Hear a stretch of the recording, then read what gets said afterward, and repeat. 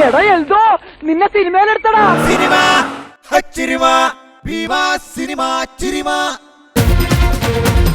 എല്ലാവർക്കും ഭീമ സിനിമ ചിരുമയിലേക്ക് ഹൃദയം നിറഞ്ഞ സ്വാഗതം. ഭീമ സിനിമ ചിരുമ നിങ്ങൾക്കായി അവതരിപ്പിക്കുന്നു Bheema Kerala, Karnataka and Tamil Nadu.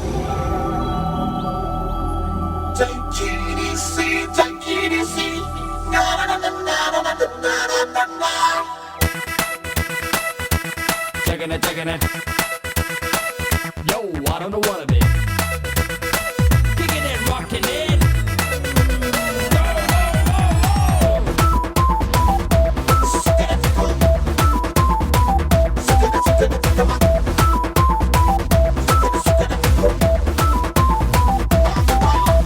Take it easy. കണ്ണിലൊരു മുള്ളു കൊണ്ടാ take it easy.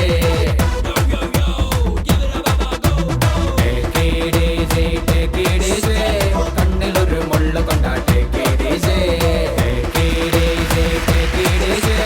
കാതിലൊരു നുള്ളു കൊണ്ടാ take it easy. വീണ്ടും ഒരു മനോഹരമായ എപ്പിസോഡിലേക്ക് ഏവർക്കും സ്വാഗതം. പക്ഷേ അതിന് തൊട്ട് മുമ്പായിട്ട് ഈ പാട്ട് കേട്ടപ്പോൾ ഞങ്ങൾ തന്നെ അഭിനയിച്ച ഹാപ്പി ഹസ്ബൻഡ്സ് എന്നുള്ള സിനിമയിലെ ഈ പാട്ട് പെട്ടെന്ന് എനിക്ക് കാര്യമാണ് ഓർമ്മ വന്നത്. ഇത് ഷൂട്ട് ചെയ്തിട്ടുള്ളത് തായ്ലൻഡിലെ പട്ടായ എന്ന് പറയുന്ന സ്ഥലത്ത് ഒരു ഫ്ലോട്ടിംഗ് മാർക്കറ്റ്, ഒരു ചൈനീസ് ഫ്ലോട്ടിംഗ് മാർക്കറ്റിലാണ് 4-5 ദിവസം നീണ്ടുനിന്ന് ഇതിൻ്റെ ഒരു ഗാനരംഗം ചിത്രീകരിച്ചത്. അപ്പോൾ ഈ പാട്ട് എടുക്കുന്ന സമയത്ത് പെട്ടെന്ന് നടന്നൊരു കോമഡിയാണ് എനിക്ക് ഓർമ്മ വന്നത്. ആ ചിത്രത്തിൽ അഭിനയിക്കുന്ന ഞാൻ, ഇന്ദ്രജിത്ത്, ജയസൂര്യ, സമൃദ്ധ, സുനിൽ, അങ്ങനെ എല്ലാവരും ഉണ്ടായിരുന്നു അവിടെ. അപ്പോൾ പെട്ടെന്നൊരു പാട്ട് എടുക്കുന്നതിൻ്റെ വേറൊരു ക്രെയിൻ സെറ്റ് ചെയ്യുന്ന സമയത്ത് ഞാനും സമൃദ്ധ, സുനിലും ഒരു സ്ഥലത്തേക്ക് ഇരുന്നപ്പോൾ വെറുതെ എന്തെങ്കിലും പാട്ട് പാടണം. അപ്പോൾ കയ്യിലൊരു ഇൻസ്ട്രുമെൻ്റ് പോലത്തെ ഒരു സാധനം ഉണ്ടായിരുന്നു. അതിലിങ്ങനെ തട്ടിക്കൊണ്ടപ്പോൾ പിച്ച വെച്ച നാൾ മുതൽ കുനി എൻ്റെ പാട്ട് പാടിക്കൊണ്ടിരുന്നപ്പോൾ പെട്ടെന്നൊരു ചൈനക്കാരൻ അതിൽ പോവുകയും ഒരു കോയിൻ ഡാങ് ഒരു പൈസ വന്ന് വീണു. അപ്പോൾ ഞാൻ നോക്കിയപ്പോൾ പെട്ടെന്ന് ഞാൻ സമൃദ്ധ, സുനിൽ നോക്കി, മനസ്സിലായി പിച്ചക്കാരാന്ന് വിചാരിച്ചിട്ടാണ് ഒരു പൈസ ഇട്ടെന്നുള്ളത് എനിക്ക് മനസ്സിലായി. പെട്ടെന്ന് ഇതൊരു തൊഴിലാക്കി മാറ്റിയാൽ എന്ത് ഈ 3-4 ദിവസം എന്നുള്ളത് ഞങ്ങളെല്ലാം ആലോചിക്കുകയും പെട്ടെന്ന് ഇത് എനിക്ക് നല്ല വരുമാന മാർഗ്ഗം ഉണ്ടാക്കി തരുന്നു എന്ന് അറിഞ്ഞപ്പോഴത്തേക്കും പതുക്കെ എൻ്റെ കൂടെ ജയസൂര്യ കൂടി, മണിയമ്പിള്ള രാജു കൂടി. ഇത് സത്യമായിട്ടും പറയുകയാണ്, വളരെ സീരിയസ് ആയിട്ട് ഞങ്ങൾ രാവിലെ തൊട്ട് ഇരുന്ന് പാട്ടങ്ങോട്ട് തുടങ്ങും. ഒരു സൈഡിൽ തുണി വിരിക്കും ഫ്രണ്ടിൽ. അപ്പോഴത്തേക്കും ഈ പോകുന്ന തായ്ലൻഡുകാരും ചൈനക്കാരും ഏതോ പിച്ചക്കാർ ഇന്ത്യയിൽ നിന്ന് വന്നിരുന്ന് പാടാന്ന് വെച്ചിട്ട് അങ്ങനെ പൈസ ഇടും. അങ്ങനെ ഏകദേശം ഒരു 3-4 ദിവസം കൊണ്ട് ഒരു തരക്കേടില്ലാത്ത തുക ഞങ്ങൾ അവിടെ നിന്ന് സമ്പാദിച്ചു എന്നുള്ളതാണ്. അപ്പോൾ എന്ത് തൊഴിൽ ചെയ്തും ജീവിക്കാൻ പറ്റുന്നുള്ള പല വിശ്വാസങ്ങളുടെ കൂട്ടത്തിൽ അങ്ങനെ ഒരു വിശ്വാസം കൂടി ഈ പാട്ടെനിക്ക് പെട്ടെന്ന് ഓർമ്മ വന്നു. തായ്ലൻഡിൽ നിന്നാണ് ഇത് കിട്ടിയത്. സന്തോഷം. Thank you. ഇപ്പം നിങ്ങളൊക്കെ പെട്ടെന്ന് ഇവിടെ കൈയടിക്കുമ്പോൾ എനിക്ക് ഓർമ്മ വരുന്നത്, പണ്ടൊക്കെ ഞാൻ മിമിക്രി ചെയ്തിരുന്ന കാലഘട്ടത്തിൽ, അതായത് 10-30 വർഷങ്ങൾക്ക് മുമ്പ് അമ്പലപ്പറമ്പുകളിലൊക്കെ നമ്മൾ മിമിക്രി ചെയ്ത് കഴിഞ്ഞാൽ പെട്ടെന്ന് ഡയറക്റ്റായിട്ട് അവിടെ നിന്ന് ഓഡിയൻസിൻ്റെ കൈയടി, അല്ലെങ്കിൽ പ്രോഗ്രാം കഴിഞ്ഞ വഴിക്ക് സ്റ്റേജിൻ്റെ പുറകെ വന്ന് ചേട്ടൻ നന്നായിരുന്നു, പ്രോഗ്രാം നന്നായിരുന്നു. അപ്പോൾ അങ്ങനെ ഒരു സ്ഥലത്ത് നിന്ന് കിട്ടുന്ന ഒരു അപ്രീസിയേഷനായിരുന്നു. അതിനുശേഷം സിനിമയിൽ വന്നു. പിന്നീടൊക്കെ വലിയ വലിയ സ്ക്രീനുകളിൽ കണ്ട് എവിടെയെങ്കിലും ആൾക്കാർ അപ്രീഷിയേറ്റ് ചെയ്ത് അങ്ങനെ അതായിരുന്നു കിട്ടിയിരുന്നത്, ടി വിയിലൂടെയും മറ്റൊക്കെ. ഇപ്പം രണ്ടാമതും ഈ സിനിമ ചിരിമ എന്നുള്ള പരിപാടിയിൽ വന്ന് ഇത്രയും ദിവസങ്ങൾ, ഇത്ര എപ്പിസോഡിൽ ഞാൻ ചെയ്ത പഴയ ഐറ്റങ്ങളും പഴയ മിമിക്രിയും പ്രേം നസീറും അതൊക്കെ ചെയ്തപ്പോൾ രണ്ടാമതും പഴയ പോലെ ആൾക്കാർ വന്നിട്ട് ഇപ്പോൾ റോഡിൽ കാണുമ്പോഴൊക്കെ സിനിമ ചിരിമയിൽ കലക്കി കേട്ടോ പഴയ മിമിക്രി എന്ന് പറയുന്ന രണ്ടാമത് ഇത്രയും വർഷം കഴിഞ്ഞിട്ട്. സത്യം പറഞ്ഞാൽ എന്നെപ്പോലെ വേദിയിൽ പ്രോഗ്രാം ചെയ്യുന്ന ആൾക്കുണ്ടാവുന്ന സന്തോഷം എത്രമാത്രമാണെന്ന് പറഞ്ഞറിയിക്കാൻ പറ്റില്ല. ഒരുപാട് സന്തോഷം. എഗെയിൻ ഞങ്ങളുടെ ടീം ക്യാപ്റ്റനെ വേദിയിലേക്ക് ക്ഷണിക്കുന്നു. Siddique sir. Yes, Jairam, welcome back. Thank you. പിച്ച എടുത്തു അല്ലേ? എടുത്തു. പിന്നെ അതായത് നമ്മുടെ യോഗം എന്ന് പറയുന്നത്, നമ്മുടെ ഈ ജാതകത്തിൽ ചില യോഗങ്ങളൊക്കെ ഉണ്ടാവും, രാജയോഗം. അപ്പോൾ അങ്ങനെ ഭിക്ഷ എടുക്കാനുള്ളൊരു യോഗം അങ്ങനെ തീർന്നു കിട്ടിയെന്ന് വിചാരിച്ചത് അല്ല, അത് പിന്നെ നമ്മൾ മനഃപൂർവ്വം ചെയ്തതാണ്. അല്ലാതെ ഈ അടുത്ത കാലത്ത് വേറൊരു അനുഭവം ഉണ്ടായത്, നമ്മുടെ ഡയറക്ടർ കമലിൻ്റെ സ്വപ്നസഞ്ചാരി എന്നുള്ള പടത്തിൻ്റെ ഷൂട്ടിംഗ്. അപ്പോൾ അതിൽ വളരെ നല്ല ഒരു രീതിയിൽ ജീവിച്ച സിനിമ കണ്ടവർക്കറിയാം, അവസാനം എൻ്റെ ജീവിതത്തിനൊരു ഫെയിലിയർ തുടങ്ങുന്നൊരു സംഗതിയുണ്ട്. അപ്പോൾ അതൊരു പാട്ടിലൂടെ എൻ്റെ കുടുംബമൊക്കെ ഉപേക്ഷിച്ച് ഞാൻ പോകുന്നു. അപ്പോൾ അത് ഷൂട്ട് ചെയ്തിട്ട് മംഗലാപുരം, ഉടുപ്പി ആ സ്ഥലങ്ങളിലാണ്. അപ്പോൾ അതിനകത്ത് ഉടുപ്പി ക്ഷേത്രത്തിൻ്റെ വാതിക്ക് കമൽ എന്ത് ചെയ്തു, ക്യാമറ ഹൈഡ് ചെയ്ത് വെച്ചിട്ട്, അപ്പോൾ എൻ്റെ രൂപം തന്നെ താടിയും ഒരു മുഷിഞ്ഞ വേഷമൊക്കെയാണ്. അപ്പോൾ ഉടുപ്പി ക്ഷേത്രത്തിൻ്റെ വാതിക്ക് ഒരുപാട് ആളുകൾ അകത്തേക്ക് പോകുന്നവരുടെ ചെരുപ്പ് സൂക്ഷിക്കാൻ വേണ്ടി അവിടെ ചില ആൾക്കാർ ഇരിക്കാറുണ്ട്. അപ്പോൾ എൻ്റെ അടുത്ത് പറഞ്ഞു, അയാളടുത്ത് പറഞ്ഞിട്ട് മാറിയിട്ട് ജയറാം അവിടെ പോയിരുന്നു, എന്താ മനസ്സിൽ തോന്നുന്നു വെച്ചാൽ ചെയ്തോളാൻ പറഞ്ഞു. എന്നിട്ട് കമൽ വേറൊരു കെട്ടിടത്തിൻ്റെ മുകളിൽ ക്യാമറ വെച്ചിരിക്കുക ഹൈഡ് ചെയ്തിട്ട്. അപ്പോൾ ഞാൻ അവിടെ ഇരുന്നിട്ട് ഒരു ചെരുപ്പുകൾ ഇങ്ങനെ തുടച്ചുകൊണ്ടിരിക്കുകയായിരുന്നു. അപ്പോൾ ഒരു നോർത്ത് ഇന്ത്യൻ ഫാമിലി അവരിറങ്ങി വന്നു. ഞാൻ ഓരോ ചെരുപ്പുകളും തുടച്ചിട്ട് അവരുടെ കാലിലേക്ക് ഇട്ട് കൊടുത്തു. ആ സിനിമയിലുണ്ടത്. അവരുടെ കാലിലേക്ക് അവരുടെ മകളുണ്ട്, എല്ലാം കാലിൽ. പെട്ടെന്ന് അയാൾ ഒരു 5 രൂപ എടുത്തിട്ട് എൻ്റെ കയ്യിലേക്ക് തന്നു. ആ സിനിമയിൽ ഞാനത് മേടിക്കുന്നുണ്ട്. ഇതൊന്നും അറിഞ്ഞിട്ട് ചെയ്തല്ല, ഞാൻ ആരോ ആണെന്ന് വിചാരിച്ചിട്ട് അയാൾ തന്നു. പക്ഷേ അയാൾ തിരിഞ്ഞ് നടന്നപ്പോൾ പെട്ടെന്ന് ഷോട്ട് കട്ട് ചെയ്ത് കുറേ കയ്യടികളൊക്കെ കേട്ടപ്പോൾ അവിടെ ഇവിടെയൊക്കെ നമ്മുടെ ആൾക്കാർ നിൽക്കുന്നുണ്ടല്ലോ. അപ്പോൾ അയാൾ തിരിഞ്ഞു നോക്കി. അയാൾക്ക് എന്താണെന്ന് മനസ്സിലായില്ല, പക്ഷേ അയാൾ പോവുകയും ചെയ്തു. പക്ഷേ അത് കഴിഞ്ഞിട്ട് ഷോട്ട് കട്ട് ഞാൻ പറഞ്ഞു, ഇങ്ങനൊരു തൊഴിൽ ചെയ്ത് അതിൽ നമുക്കൊരു പൈസ, ആ പൈസ ഞാൻ ഇന്നും കളയാതെ എൻ്റെ പേഴ്സിൽ 5 രൂപ സൂക്ഷിച്ച് വെച്ചിട്ടുണ്ട്. കാരണം ആ തൊഴിലിൻ്റെ ഒരു ഞാൻ ചെയ്തൊരു തൊഴിലിൻ്റെ എനിക്ക് കിട്ടിയ പ്രതിഫലമാണ് അത്. പക്ഷേ അയാളെ ഞാൻ മനസ്സുകൊണ്ടൊന്ന് പ്രാഗുകയും ചെയ്തു കേട്ടോ. കീറി പറഞ്ഞൊരു 5 രൂപയാണ് പണ്ട് അയാളെ കീറി പറഞ്ഞു, ലോകത്തെടുക്കാത്തൊരു 5 രൂപ. അതുകൊണ്ടാണ് പേഴ്സിൽ വെച്ചിരിക്കുന്നത്. ഇപ്പോഴും എൻ്റെ പേഴ്സിലുണ്ടത് 5 രൂപ ഞാൻ സൂക്ഷിച്ചു വെച്ചിട്ടുണ്ട്. ഈ നമ്മൾ ഇത്തരം അനുഭവങ്ങൾ അല്ലെങ്കിൽ നമ്മൾ ജീവിതത്തിൽ കണ്ടുമുട്ടുന്ന കഥാപാത്രങ്ങൾ അല്ലേ, ഇവരൊക്കെ നമ്മളിപ്പോൾ ജയറാമിനെ പ്രത്യേകിച്ച് ഒരാളുമായിട്ട് 10 മിനിറ്റ് സംസാരിച്ച് കഴിഞ്ഞ് കഴിഞ്ഞാൽ, ഈവൻ ഞാനാണെങ്കിൽ പോലും എൻ്റെ ശബ്ദത്തിൻ്റെ പ്രത്യേകത, എൻ്റെ ബോഡി ലാംഗ്വേജ്, ഇതൊക്കെ അബ്സോർവ് ചെയ്തെടുത്തിട്ട് ഞാൻ പോയതിന് ശേഷം ഞാൻ പറഞ്ഞ കാര്യങ്ങൾ പറയുമ്പോൾ ജയറാം സ്വാഭാവികമായിട്ടും എന്നെ ഒന്ന് ഇമിറ്റേറ്റ് ചെയ്തിട്ടാണ് പറയുക. ശ്രുതിക്ക് വന്നിരുന്നു, ശ്രുതിക്ക് വന്ന ഉടനെ ഇങ്ങനെ സംസാരിച്ചു എന്ന് പറഞ്ഞിട്ടല്ലേ പറയുക അല്ലേ. ഇത് നമ്മുടെ ബ്ലഡിലുള്ളതാണ് ശരിക്കുണ്ട്. ഇപ്പോൾ സിനിമയിൽ തന്നെ അങ്ങനെ ഒരുപാട് പേരുണ്ട്. ഇപ്പോൾ ഇപ്പോൾ ദിലീപ് അങ്ങനെയാണ്. ഇപ്പോൾ ഞാനും ദിലീപായിട്ട് ഇത്ര വർഷത്തെ സുഹൃത്തുക്കൾ. എന്തെങ്കിലും സംസാരിക്കുമ്പോൾ പെട്ടെന്ന് ഒരാളെ കുറിച്ച് പറയുമ്പോൾ അയാൾ അങ്ങനെ പറഞ്ഞു എന്ന് പറയുമ്പോൾ അയാളെ പോലെ സംസാരിക്കും. അത് എനിക്ക് ജന്മന ഉള്ളതാണ്. അങ്ങനെ എന്നെ കണ്ടുപിടിച്ചാണെന്ന് അറിയില്ല, ദിലീപിനും അങ്ങനെ വരാറുണ്ട്. ഇപ്പോൾ ദിലീപ് തന്നെ അടുത്ത കാലത്ത് ചെയ്തിട്ടുള്ള വേഷം. അപ്പോൾ ഞാൻ പെട്ടെന്ന് ആലോചിച്ച്, പഴയ എൻ്റെ നാട്ടിലുള്ള ഒരാളായിരുന്നു അത്. ദിലീപ് ഇപ്പോൾ ചെയ്തില്ലേ, മൂക്കിന് കുറച്ച് ഇതുള്ള ഒരു കഥാപാത്രം അടുത്ത കാലത്ത് ചെയ്തില്ല. അതെ. അപ്പോൾ അത് ഞാൻ ദിലീപിനോട് പണ്ട് പറഞ്ഞിട്ടുണ്ട് ഇങ്ങനെ, ദിലീപ് മിമിക്രി ആയിട്ട് നടക്കുന്ന കാലത്ത്, എൻ്റെ ഒരു നാട്ടിലൊരാളുണ്ട്, ഞാൻ വന്നു കഴിഞ്ഞാൽ അപ്പം ഇയാൾ വരും. സിനിമ വലിയ ക്രൈസ് ആയിട്ടുള്ള ആളാണ്. അപ്പോൾ അയാൾക്ക് കുറച്ച് കാലിലും ഇതുണ്ട്, കാലിലിങ്ങനെയാണ് നടക്കുന്നത്. അത് ഒന്നോ ഞാൻ അവരുടെ സിനിമ ഉണ്ടായിരുന്നു കേട്ടോ. മൂവാറ്റുപുഴയാണ്, ഇടയ്ക്കിടയ്ക്ക് മൂവാറ്റുപുഴയ്ക്ക് വിളിക്കും, ഒഴിഞ്ഞ് മൊന്നോ എൻ്റെ പൊന്നോ എന്തൊരു പടാ ഞാൻ. എന്നിട്ട് ഇവരിത് പറയും. പുള്ളിക്ക് അതിന് പ്രശ്നമില്ല, പുള്ളി എല്ലാവരും ഇമിറ്റേറ്റ് ചെയ്ത് കാണിക്കും. മോഹൻലാലാണ് ഏറ്റവും ഇഷ്ടപ്പെട്ട നടൻ. മോഹൻലാലിനെ കാണുമ്പോൾ അന്വേഷണം പറയണേ, എൻ്റെ മോനെ അനാവിഞ്ഞവൻ കണ്ടോ, അതിനകത്തൊരു ഡയലോഗുണ്ട്, ആരും എന്തെങ്കിലും പോയാൽ നിന്നെ ഞാൻ സ്വന്തമാക്കും, എൻ്റെ പൊന്നോ. ഈ സാധനം ഞാൻ ഇയാളെ ദിലീപിന് കാണിച്ചു കൊടുത്തു. അന്ന് തൊട്ട് ദിലീപിൻ്റെ മനസ്സിൽ ഇത് കയറിയതാണ്. അതിനുശേഷം ഞങ്ങളൊരു അമേരിക്കൻ യാത്രയുണ്ടായിരുന്നു. അന്ന് ദിലീപിനെ മിമിക്രിക്ക് വേണ്ടിയിട്ട് ദിലീപും നാദർഷയുമാണ് ഞങ്ങൾ കൂടെ കൊണ്ടുപോയത്. അന്ന് ആദ്യമായിട്ട് ദിലീപ് അമേരിക്കയ്ക്ക് വരുന്നു. ഫ്ലൈറ്റിൽ കയറുമ്പോൾ തൊട്ട് ദിലീപ് ഈ ചേഷ്ട ഇങ്ങനെ കാണിച്ചുകൊണ്ടിരിക്കും. എയർപോർട്ടിൽ ഇരിക്കുമ്പോഴൊക്കെ ഫ്ലൈറ്റ് ഞാൻ ഓൺ ചെയ്തു, പോണ്ടേ വാ എന്നൊക്കെ പറഞ്ഞിട്ട് ഇങ്ങനെ വിളിച്ചുകൊണ്ടിരിക്കുന്നു. ഞങ്ങളിങ്ങനെ പോയി ഫ്ലൈറ്റിൽ കയറാൻ നേരത്ത് അമേരിക്കൻ ലേഡീസാണ് എയർ ഹോസ്റ്റസായിട്ട് അവിടെ നിൽക്കുന്നത്. അവരെല്ലാവരും തൊഴുതിങ്ങനെ നിന്നു. ദിലീപ് ഒരു കാര്യമില്ലാതെ ഹലോ ഗുഡ് ഈവനിങ് അങ്ങനെ കയറിപ്പോയത്തേക്ക് ഞാൻ പറഞ്ഞു, ഇനി ഇത് മാറ്റാൻ പറ്റില്ല കേട്ടോ. ഇനി ഇത് മാറ്റിക്കഴിഞ്ഞാൽ അവരെ കളിയാക്കണം തോന്നില്ലേ. അവരും വിചാരിച്ച ഏതോ പാവം ഒരാൾ ഇങ്ങനത്തെ സംസാരിക്കുന്ന ആളാന്ന് വിചാരിച്ചാൽ അവരും പാവം അങ്ങനെയൊക്കെ സംസാരിക്കുന്നുണ്ടായിരുന്നു, പാവം ഇങ്ങനത്തെ ആളാന്ന്. അത് ഞാൻ കണ്ടു. ഞാൻ പറഞ്ഞു ഇത് തന്നെ മെയിൻറ്റെയിൻ ചെയ്തോളൂ എന്ന് പറഞ്ഞു. അങ്ങനെ 22 മണിക്കൂർ യാത്രയാണ് ആ പാവം തുടക്കം തൊട്ട്. പിന്നെ എന്തെങ്കിലുമൊക്കെ വേണമെങ്കിലും കുടിക്കാൻ വെള്ളം വേണമെങ്കിലും ഞാൻ അവൻ കഴിച്ചുകൊണ്ടിരിക്കുമ്പോൾ പെട്ടെന്ന് പറയുന്നത് എയർ ഹോസ്റ്റസ് വരുന്നുള്ളൂ, ഹലോ അവരങ്ങോട്ട് പാസ് ചെയ്ത്. അങ്ങനെ 22 മണിക്കൂറും ദിലീപ് അത് അങ്ങനെ മെയിൻറ്റെയിൻ ചെയ്തു. അതായിരിക്കും ചിലപ്പോൾ ഒരു പക്ഷേ പിൽക്കാലത്ത് ആ സിനിമ ചെയ്യാനായിട്ട് ദിലീപിന് ഇത് ചെയ്തത്. അതെ, അത് നമ്മൾ ഈ ബാധ പോലെ അതിങ്ങനെയൊക്കെ. ഇത് വേറൊരു പ്രത്യേകതയും കൂടി ഉണ്ട്. ഇത് കുറേ നേരം നമ്മൾ കേട്ടിരുന്നു കഴിഞ്ഞാൽ നമുക്കും ഇത് ഉണ്ട്. ഇതെല്ലാം കഴിഞ്ഞ് 22 മണിക്കൂർ കഴിഞ്ഞ് ന്യൂയോർക്ക് എയർപോർട്ടിൽ ഞങ്ങൾ ഫ്ലൈറ്റ് ഇറങ്ങി. വെളുപ്പാൻ കാലത്ത് ഇറങ്ങി പോകുമ്പോഴും ഇവരിങ്ങനെ നിൽക്കുകയാണ്. അവർക്കൊരു ചെറിയ സംശയമുണ്ട്, കളിയാക്കുന്നതാണോ ഇതാണോ. ഞാൻ പറഞ്ഞു, ദിലീപ് എന്ത് വേണം, ഒരു കുഴപ്പമില്ല, അങ്ങനെ പൊക്കോളാം. അതേപോലെ ഇങ്ങനെ താങ്ക് യു എന്ന് പറഞ്ഞിട്ട് അവൻ ഒറ്റ ഓട്ടോ ഓടിക്കള. അവർക്ക് ഇവിടുത്തെ കിട്ടിയില്ല. എന്തായാലും നമുക്ക് ഈ വേദിയിലേക്ക് ഇന്നും നമ്മുടെ പ്രിയങ്കരനായ മിമിക്രി കലാകാരൻ കം സിനിമ ആക്ടർ പിഷാരടിയെ വേദിയിലേക്ക് ക്ഷണിക്കാം.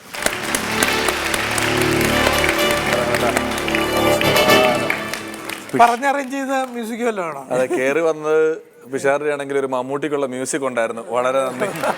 അല്ല, ഈ പിഷാരടി എന്നുള്ള പേര് കൃത്യമായിട്ട് പറയുന്ന സിദ്ദിഖിനെ ഞാൻ കണ്ടിട്ടില്ല കേട്ടോ. പലരും ഇത് തെറ്റിച്ച് 100% 99% ആൾക്കാർ പിഷാരടി എന്നുള്ള പേര് തെറ്റിച്ചേ പറയുള്ളൂ. പല രീതിയിൽ പറയുന്നവരുണ്ട്. വളരെ മോശമായിട്ട് പറഞ്ഞ ഇന്നാളെ അടുത്ത് ഞാൻ കേട്ടു, പിരാഷ് അഡ്ഡി. അതൊരു കോളേജിലെ പ്രിൻസിപ്പൽ ആണോ? ഒരുപാട് തിരക്കുകൾ മാറ്റി വെച്ചുകൊണ്ട് നമ്മുടെ യൂണിയൻ ഇനാഗ്രേഷൻ ചെയ്യാൻ വന്ന പിരാഷ് അഡ്ഡിക്ക് അത് പല രീതിക്ക് വരാറുണ്ട്. ഒരാൾ ഈയിടെ വന്നിട്ട് ശങ്കരാടി എവിടെ പോയാടി ഒക്കെ എവിടെയോ പോയി. അതുപോലെ എന്റെ കൂടെയുള്ള ധർമ്മജന്റെ പേരും പലപ്പോഴും തെറ്റിച്ചു ഒരുപാട് പേര്. ധർമ്മജൻ എയർപോർട്ടിൽ ഇരിക്കുമ്പോൾ ഒരാൾ ഒരു ദിവസം വന്നിട്ട് ഹലോ അമൃതാഞ്ജൻ ധർമ്മജനെ. നമ്മുടെ ഒരു സ്ഥലത്ത് ഇപ്പൊ സ്ഥിരമായിട്ട് ഞങ്ങൾ പോകുന്നൊരു സ്ഥലമുണ്ട്. അവിടുത്തെ സെക്യൂരിറ്റിമാര് ഒരിക്കൽ കുറെ നാളിന് ശേഷം ഞാൻ അങ്ങോട്ട് പോയപ്പോഴത്തേക്ക് സെക്യൂരിറ്റി ഇപ്പൊ കുറെ നാളെ കാണാറില്ലല്ലോ, ഞാൻ വരാറില്ല. നിങ്ങളുടെ കൂട്ടുകാരൻ മദനൻ എപ്പോഴും ഇവിടെ വരാറുണ്ട്. മദനൻ ധർമ്മജൻ എന്നുള്ളത്. അപ്പുറത്തിരുന്ന സെക്യൂരിറ്റി മദനനല്ല മന്മഥൻ മൊത്തം തിരിഞ്ഞു പോകാറുണ്ട് പേര് പറച്ചില്ല എപ്പോഴും. അത് ഈ പലർക്കും അറിയില്ലെങ്കിൽ അത് ചോദിച്ചു മനസ്സിലാക്കില്ല. ഇപ്പൊ ഈ സത്യേട്ടൻ പറഞ്ഞിട്ടുണ്ട്. സത്യേട്ടൻ തുടക്കകാലത്ത് ഒരു കോളേജിൽ ചെന്നപ്പോൾ ഏതൊരു ഫംഗ്ഷന് ചെന്നപ്പോൾ ഒരു സ്വാഗത പ്രാസംഗികൻ സത്യേട്ടനെ വിളിച്ചതാണ്. പ്രശസ്ത സംവിധായകൻ അന്ത്യൻ സത്യക്കാട് അങ്ങനെ ആരെങ്കിലും വിളിക്കും. സത്യേട്ടൻ പറഞ്ഞതാണ്. അപ്പൊ അത്തരം അതൊന്ന് പഠിച്ചു വെക്കാൻ പോലുള്ള ഒരു മനസ്സില്ലാത്ത ആൾ. ഈ പേര് പറച്ചിൽ ഭയങ്കര പ്രശ്നമുണ്ട്. സുശീലൻ വർക്കല എന്ന് പറയുന്ന ഒരു ആർട്ടിസ്റ്റ് ഉണ്ട്. വർക്കലക്കാരനാണ്. ഇപ്പൊ അമേരിക്കയിലെങ്ങാണ്ട് ആണ് സുശീലൻ. അപ്പൊ ഈ സുശീലൻ പലപ്പോഴും ഈ പേര് പറയുമ്പോൾ ഹലോ സുശീലൻ വർക്കല എന്നിട്ട് ഈ ഫോൺ എടുക്കുകയുള്ളൂ എല്ലാ സമയത്തും. അപ്പൊ ഏതോ നല്ല പടത്തിൽ നിന്ന് നല്ലൊരു വേഷം, അത് ഏതോ TV പരിപാടി അവൻ്റെ കണ്ടിട്ട് അവനെ വിളിക്കാൻ വേണ്ടിയിട്ട് പ്രൊഡക്ഷൻ കൺട്രോളർ എപ്പോഴും വിളിക്കും. അപ്പോൾ ഹലോ സുശീലൻ വർക്കല, ഞാൻ ഫോൺ എടുക്കും, വയ്ക്കും. കുറേ ദിവസങ്ങളായി. അവസാനം ഞാൻ ഈ പ്രൊഡക്ഷൻ കൺട്രോളർ കണ്ടപ്പോൾ ഇതെൻ്റെ ആ സുഹൃത്തിനെ ഇത്രയും ഇവനെ പോലൊരു മിമിക്രിക്കാരനെ ഞാൻ വേറെ കണ്ടിട്ടില്ല, സുശീലൻ എന്ന് പറയുന്ന ആളെ. ഞാൻ ചോദിച്ചു എന്താ? ഞാനിപ്പോൾ ഒരു ഒരാഴ്ചയിൽ അവൻ ഒരു 25 തവണ വിളിച്ചു. 25 തവണ വിളിക്കുമ്പോൾ സുശീലൻ വർക്കില്ല എന്ന് ആരോ പറയുന്നുണ്ടല്ലോ. പേര് വർക്കല എന്ന് പറഞ്ഞാൽ ഇയാൾ കേൾക്കണത് വർക്കില്ല. ഇത്രയും തിരക്കുള്ള മിമിക്രിക്കാരന് എങ്ങനെ അവസരം കൊടുക്കുമെന്ന് ചോദിച്ച് അങ്ങനെ എല്ലാ ചാൻസും പോയി. ഇപ്പൊ അമേരിക്കയില സുശീല. ഈ നമ്മുടെ സെറ്റിൽ ഇത്തരം രസകരമായ സംഭവങ്ങൾ വരാറുണ്ടല്ലോ. ഇപ്പോൾ നേരത്തെ പറഞ്ഞല്ലോ ഈ ഭിക്ഷ എടുക്കാൻ പോയത്, ഇതിങ്ങനെ അറിയാതെ അയ്യോ പിന്നെ സെറ്റിലുണ്ടാവുന്ന പോലത്തെ ഒരു ഇത്തരം, അതായത് എനിക്ക് പെട്ടെന്ന് ഈ ഭിക്ഷയുടെ കാര്യം ഓർമ്മ വന്നപ്പോൾ രസകരമായൊരു ഓർമ്മ വന്നത് സത്യൻ അന്തിക്കാടിൻ്റെ മഴവിൽ കാവടി എന്നൊരു സിനിമയുണ്ട്. അപ്പോൾ മഴവിൽ കാവടി എന്നുള്ള സിനിമയിൽ ഞാൻ പഴനിക്ക് പോകുന്നുണ്ട്. പഴനിക്ക് പോകുന്നത് തന്നെ ലെതർ കമ്പനിയിലെ സൂപ്പർവൈസറായിട്ടുള്ള കുഞ്ഞിക്കാദറിനെ അന്വേഷിച്ചാണ് പഴനിക്ക് പോകുന്നത്. മാമുക്കോയാണ് വേഷം ചെയ്തത്. അപ്പോൾ പഴനിക്ക് ഞങ്ങൾ പോയി. പഴനിയിലൊക്കെ ഷൂട്ടിങ്ങൊക്കെ തുടങ്ങി. അപ്പോൾ സത്യൻ അന്തിക്കാട് പറഞ്ഞു മാമുക്കോയനെ അന്വേഷിച്ച് ഇവിടെ വന്ന് ഇറങ്ങുന്നത് പഴനിയിലൊരു സുപ്രഭാതമായിരിക്കണം, എങ്കിൽ നല്ലൊരു മിസ്റ്റൊക്കെ ഉള്ള സമയമാണ്. പഴനി മലയിൽ നിന്ന് അങ്ങനെ ക്യാമറ താഴേക്ക് വരുമ്പോൾ ജയറാം ബാഗും തൂക്കി വന്ന് ആരോടെങ്കിലും ലെതർ കമ്പനിയിൽ ഇങ്ങനെ ചോദിക്കണം. അപ്പോൾ നമുക്കൊരു രാവിലെ പോയിട്ട് അത് എടുക്കാമെന്ന് പറഞ്ഞു. അങ്ങനെ ഒരു ദിവസം രാവിലെ ഒരു 6 മണിക്ക് ക്യാമറാമാൻ വിപിൻ മോഹനും സത്യൻ അന്തിക്കാടും ഞാനും ഉണ്ട്. ഒരു കാറിൽ ഞങ്ങൾ ഇറങ്ങിയപ്പോൾ കുറച്ച് ദൂരം പോയപ്പോൾ പെട്ടെന്ന് സത്യൻ വണ്ടി നിർത്തും നോക്കിയപ്പോൾ ഒരു പാഴടഞ്ഞ ഒരു സ്ഥലത്ത് ചെടികളൊക്കെ ഇങ്ങനെ മൂടിക്കിടക്കുന്നു. ഒരു പൊളിഞ്ഞ ഒരു മണ്ഡപം പോലത്തെ അതിൻ്റെ നടുക്ക് ഇവിടം വരെ താടി വളർത്തി വലിയ ദീക്ഷയും അതും ഇതും ജടയൊക്കെ വെച്ചിട്ട് ഒരാളിങ്ങനെ തപസ്സിരിക്കുക, ഒരു സന്യാസിയെ പോലത്തെ ഒരാൾ. സത്യം പറഞ്ഞു നോക്കുക വേണ്ട, ഇത്രയും ഭംഗി ഇനി പഴനിയിൽ വന്ന് തുടങ്ങാൻ വേറെ ആളില്ല. ഞങ്ങൾ പഴനി മലയിൽ നിന്ന് അങ്ങനെ പാൻ ചെയ്ത് വരും. ജയറാം ഈ സൈഡിൽ നിന്ന് പോയി ചോദിച്ചോ, ഞങ്ങൾ മറ്റേ റോഡിൻ്റെ അപ്പുറത്ത് ക്യാമറ വെച്ചേക്കാം, ദൂരെ വെച്ചേക്കാം, സൂം ചെയ്ത് പിടിച്ചോളാം, പോയി ചോദിച്ചോളാം. അയാൾ അറിഞ്ഞിട്ടില്ല. അപ്പം ഞാൻ നിസ്സാരമായിട്ട് റോഡിൻ്റെ അപ്പുറം കിടന്നു. അത് സ്വാമി എടുത്ത് വയ്ക്കുക. ഒരു കാര്യം അറിയാമോ, സ്വാമി എങ്ങാണ്ട് 250-300 വർഷമായിട്ട് അവിടെ തപസ്സിരിക്കുന്ന ആളാ. ഒരു മനുഷ്യൻ അതിൻ്റെ അടുത്തേക്ക് പോവില്ല. പഴനിമലയിൽ മുരുകൻ വരുന്നതിന് തലേ ദിവസം വന്നാ മൂപ്പരവിടെ. ഇതൊക്കെ വല്ലതും ഞാൻ അറിയുന്നുണ്ടോ? പൊക്കോളാൻ പറഞ്ഞു. ക്യാമറ ഇവിടെ വെച്ചു. അപ്പം എൻ്റെ ഒരു പ്രസൻസ് ഓഫ് മൈൻഡ് കളയാതിരിക്കുന്നത് ഞാൻ പറയുന്നത്. നേരെ അവിടെ ചെന്നിട്ട് സ്വാമി ഞാൻ വിളിച്ചു. എണീക്കുന്നില്ല. സ്വാമി വിളിച്ചു. ഞാനൊരു തട്ട് സ്വാമി പുള്ളി അങ്ങോട്ട് തുറന്നിട്ട് 2-3 ശബ്ദങ്ങൾ. പക്ഷേ ഞാൻ പേടിച്ചില്ല കേട്ടോ. അങ്ങനെ അടുത്ത് നിന്നിട്ട് സ്വാമി ഒന്നുമില്ല, ഈ ലെതർ കമ്പനിയിൽ വർക്ക് ചെയ്യുന്ന കുഞ്ഞിക്കാദറിന് ഇവിടെ എവിടെയെങ്കിലും അറിയോ, ഇതാണ് അഡ്രസ്സ് എന്ന് പറഞ്ഞു. എൻ്റെ ജീവിതത്തിൽ അങ്ങനെ ഒരു തെറി ഞാൻ കേട്ടിട്ടില്ല. തമിഴാണോ കാരണം പുള്ളി വർഷങ്ങളായി തപസ്സിരിക്കുന്ന ആളെ ഞാൻ അതിൽ നിന്ന് എണിപ്പിച്ചു കിട്ടുന്നത്. തമിഴാണോ തെലുങ്കാണോ കുറച്ച് മലയാളമുണ്ട്. അത് ഇത്രയും ചീത്ത ഫുള്ളായിട്ട് പക്ക തെറിയാന്നുള്ളത് കേട്ടിട്ട് ശേഷവും ഞാൻ എൻ്റെ പ്രസൻസ് ഓഫ് മൈൻഡ് ഒട്ടും വിട്ടില്ല. ആ സമയത്ത് അയ്യോ എന്ന് പറഞ്ഞാൽ ഒന്നും ചെയ്തില്ല. ഞാൻ അങ്ങനെ തന്നെ കേട്ടിരുന്നു, വളരെ കേൾക്കുന്ന പോലെ ഓ ശരി സ്വാമി ശരി പോയിട്ട് വരാമെന്ന് പറഞ്ഞിട്ട് ഞാൻ അങ്ങനെ പോകുന്നു. തിരിച്ചു വന്നപ്പോഴാണ് സത്യൻ അന്തിക്കാടിന് കേൾക്കാൻ വയ്യല്ലോ തെറി. എനിക്ക് മാത്രമല്ലേ കേട്ടുള്ളൂ. ഷോട്ട് ഓക്കെ ബെസ്റ്റ് വാ വണ്ടി കഴിഞ്ഞു. ഞാൻ പറഞ്ഞു എന്ത് ബെസ്റ്റ്? അയാൾ പറഞ്ഞത് അത് എന്താ കൈയൊക്കെ ചൂണ്ടിക്കാണിച്ചതെന്ന് പറഞ്ഞു. ഞാൻ പറഞ്ഞു പച്ച തെറിയ, കുളിച്ചാൽ പോകാത്ത തെറിയാണ് ചെയ്തത്. ഒരു കുഴപ്പമില്ല, ക്ലീൻ ആയിട്ടെന്ന് പറഞ്ഞു. ഇപ്പോഴും നിങ്ങൾ ആ സിനിമ കണ്ടാലറിയാം, അത് തന്നെയാണ് ഓക്കെ വെച്ചിട്ടുള്ളത്. പക്ഷെ ഡബ് ചെയ്തിരിക്കുന്നത് അയാൾ പറഞ്ഞ പച്ച തെറി മാറ്റിയിട്ട് ഏൻ എങ്കിട്ട കേക്കറായി തമ്പി മുരുകൻ ഇരിക്കാനല്ലേ പോയി ആണ്ടവരിടം കേൾ എന്ന് പറഞ്ഞ് ഡബ് ചെയ്ത് വെച്ചിട്ടുണ്ട്. ആ സ്വാമിക്ക് ഞാൻ തന്നെയാണ് ഡബ് ചെയ്തത്. കാരണം ആ തെറി കേട്ടത് ഞാനാണല്ലോ. അല്ല, അയാളാണേലേ ചിലപ്പോ ഇത്രയും വർഷമൊക്കെ തപസ്സിരുന്ന് 2 മിനിറ്റും കൂടി ഇരുന്ന ദൈവം പ്രത്യക്ഷപ്പെടേണ്ട സമയത്തുണ്ടാവും. ആ സമയത്തില്ലേ അയാൾ കണ്ണു തുറന്ന് വരം ചോദിക്കാനാ, ദൈവം ഇങ്ങനെ നിൽക്കുമായിരിക്കും എന്നും പറഞ്ഞു നോക്കുമ്പോൾ ഷൂട്ട് ചെയ്യുന്ന ഉള്ളിക്ക് അറിയത്തില്ലല്ലോ. ഷൂട്ടിംഗ് സ്ഥലങ്ങളിൽ ഇതുപോലെ വരുന്ന ഒരുപാട് ആൾക്കാർ പല ചാൻസുകൾ വെച്ച് വരുന്ന ചിലർ ആവശ്യമില്ലാതെ ഇടപെടും. നമ്മുടെ മറ്റേ ശ്രീനേട്ടൻ മറ്റേ പടത്തില് ഡയറക്ടറിന്റെ കസേര കയറി ഇരിക്കുന്ന പോലെ എല്ലാം അറിയാവുന്ന ആൾക്കാർ ഞാന വായിക്കും ആരൊക്കെ അഭിനയിക്കുന്നുണ്ട്, എല്ലാം അറിയാം, എല്ലാം അറിഞ്ഞിട്ട് അങ്ങനെ വരുന്ന ഒരുപാട് ആൾക്കാർ ഒരുപാടുണ്ട്. ചിലരിപ്പം മാറിയിരിക്കാൻ പറഞ്ഞാലും 1 ഇഞ്ചൊക്കെ മാറും അല്ലേ? അല്ല, ഞാൻ ഡയറക്ടറാവും. അങ്ങനെ ചില ആൾക്കാരുണ്ട്. എല്ലാം അറിഞ്ഞിട്ടാണ് വരുന്നത്. പുസ്തകങ്ങളൊക്കെ വായിച്ച് സിനിമയുടെ കാര്യങ്ങൾ അറിയാം, അറിയാലോ വന്നിരിക്കുന്നവര്. ഒരു കാര്യം ചെയ്യും, ഞാൻ വരാം ഷൂട്ടിംഗ് കാണാൻ വരുന്ന ആള്. ഓക്കെ, ഇത്തിരി മാറിയെന്നോളൂ. ഇത്തിരി മാറിയെന്നോ, അങ്ങോട്ട് മാറിയെന്നു കേട്ടോ. ഇവിടെ ആർട്ടിസ്റ്റുള്ള മേക്കപ്പ് മാറി നിൽക്കൂ. അല്ല, ഈ പടത്തില് നായിക പ്രിയാമണി. അത് അറിയാം. എത്ര ഫൈറ്റ് ഉണ്ട് ഇതിനകത്ത്? 5 ഫൈറ്റ്. 5 ഫൈറ്റ് അറിയാം. 5 ഫൈറ്റ് ഉണ്ട്. ഡാൻസ് ഉണ്ടാ? ഡാൻസ് ഉണ്ടല്ലേ? 4 ഡാൻസ് ഉള്ള 4 ഡാൻസ്. വില്ലനായിട്ട് അഭിനയിക്കുന്നത് വില്ലനായിട്ട് ഭീമൻ രഘു. ഞാൻ പറഞ്ഞില്ലേ, ഭീമൻ രഘു. എല്ലാ കാര്യങ്ങളും എല്ലാം ഈ പുള്ളിക്ക് കൃത്യമായിട്ട് അറിയുകയും ചെയ്യാനും. വേറെ ചിലർ വർത്താനം പറയുന്നതിന്റെ ഇടയിൽ കയറും ഒരാവശ്യമില്ലാതെ. ചില സാധനങ്ങൾ ഇപ്പൊ നിങ്ങൾ രണ്ടും വർത്താനം പറയുകയാണെങ്കിൽ ഇത് ഈ പറഞ്ഞ പോലെ ഇയാൾക്ക് ഇതുമായിട്ട് ഒരു പരിചയം ഉണ്ടാവില്ല, ഒരു ബന്ധം ഉണ്ടാവില്ല. ഒരു ഒരു ആഹാ കൊള്ളാം ഇടയിൽ കയറും. അങ്ങനെ ഇടയിൽ കയറുന്ന ഒരാളുണ്ട് ഞങ്ങളുടെ സുഹൃത്ത്. ഒരു കഥ പറഞ്ഞ ഇടയിൽ കയറാം. നിനക്കൊരു കാര്യം അറിയാമോ? വിഷമം കൊണ്ടാ പറയുന്നു. ഞാൻ ഇത്രയൊക്കെ കഷ്ടപ്പെട്ട് ഈ 10-15 വർഷക്കാലം ഈ ഗൾഫിൽ പോയിട്ട് കഷ്ടപ്പെട്ടെന്തിനാ? നിനക്കറിയാവുന്ന കാര്യമല്ലേ? എൻ്റെ കുടുംബത്തിന് വേണ്ടിയിട്ടാണ്. 4 പെങ്ങന്മാരെ കെട്ടി ചെയ്തിട്ട് കടം ഇതുവരെ മാറിയിട്ടില്ല. ഇത്രയും കാലമായിട്ട് ഭാര്യയും കുട്ടികളും ഇല്ലാതെയാണ് ഞാൻ അവിടെ പോയി കിടക്കുന്നത്. ഈ മണലാരണ്യത്തിൽ പോയി കിടന്ന് ഇത്രയും കഷ്ടപ്പെട്ട് ആ എണ്ണപ്പാടത്ത് കിടന്ന് ജോലിയും ചെയ്ത് ഇത്രയും കഴിഞ്ഞ് ഈ 10-15 വർഷങ്ങൾ കഴിഞ്ഞ് കഷ്ടപ്പെട്ട് ഞാൻ നാട്ടിലേക്ക് തിരിച്ചു വന്നപ്പോൾ എൻ്റെ കുടുംബക്കാരോട് പറഞ്ഞെന്താണെന്നറിയാമോ? എൻ്റെ അച്ഛനും അമ്മ എൻ്റെ മുഖത്ത് നോക്കി പറഞ്ഞെന്താണെന്നറിയാമോ?